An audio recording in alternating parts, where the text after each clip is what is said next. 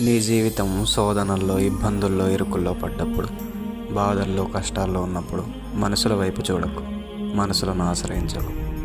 వారు నీ బాధను, నీ కష్టాన్ని చూసి కొంచెంసేపు బాధపడి ఆ తర్వాత నవ్వుకుంటారు. కానీ నీకున్న సమస్యను, నీకున్న ప్రతి ఇబ్బందిని, ఇరుకులను ప్రభువుతో చెప్పినప్పుడు, ప్రభువు ముందు మోకరించి ప్రార్థించినప్పుడు, ప్రభువు మాట విన్నప్పుడు, ప్రభువు మందిరానికి నువ్వు నడిచినప్పుడు తప్పకుండా ఆ కష్టము, ఆ బాధ, ఆ శోధన తొలగిపోతాయి.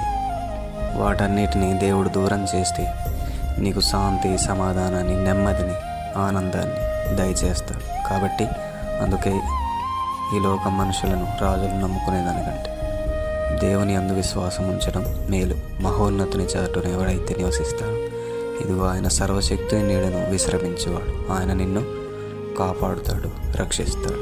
ఆమేన్.